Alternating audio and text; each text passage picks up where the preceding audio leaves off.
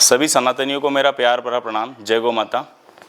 स्वागत है आपका माँ लीला देसी गोधन संस्थान पर।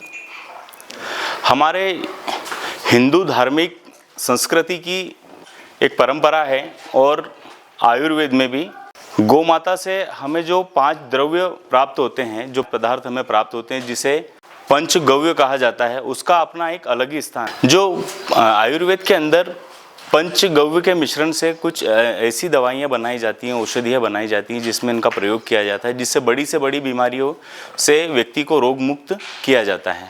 और हमारे धार्मिक कई अनुष्ठान हैं जहाँ पर गौ माता से जो प्राप्त जो पंचगव्य है, उनसे अनुष्ठानों और हवन आदि में उनका प्रयोग किया जाता है। हमारी हिंदू धार्मिक संस्कृति में और कई हमारे ऐसे धार्मिक अनुष्ठान होते हैं जिसमें गाय माता से प्राप्त पंचगव्य का उपयोग किया जाता है। गाय माता से हमें जो 5 तरह के जो पदार्थ हैं जिन्हें पंचगव्य कहा जाता है, वो प्राप्त होते हैं। वो हैं दूध, दही, घी, गोमूत्र और गोबर।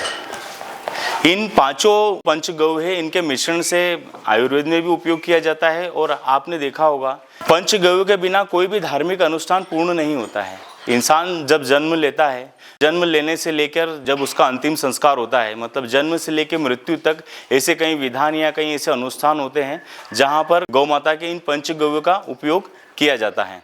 हमारे मंदिरों में विराजित जो भगवान हैं और उनकी जब भी प्राण प्रतिष्ठा की जाती है, उन प्राण प्रतिष्ठा में भी बिना पंचगव्य के भगवान की प्राण प्रतिष्ठा भी नहीं हो पाती है। हमारे गांव में एक भव्य मंदिर का निर्माण हुआ अवध धाम में।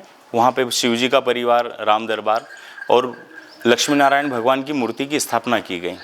तो वहाँ पे हमारे आचार्य जी ने पंचगव्य से तो भगवान का स्नान होता ही है, दूध, दही, घी, गोबर, गोमूत्र, मगर उन्होंने गाय के सींग का धुला हुआ पानी, खुर धोने का जो पानी था वो पानी लिया, और जो गोधूली है उससे भी भगवान का स्नान किया गया। अब सोचिए कि जिस भगवान की हम पर इतनी कृपा होती है, हम भगवान मंदिर में जाते हैं, पूजा आराधना करते हैं, भगवान की प्राण प्रतिष्ठा भी नहीं होती है। पंचगव्य का हमारे वेदों, पुराणों और पवित्र ग्रंथों में वर्णन किया गया है।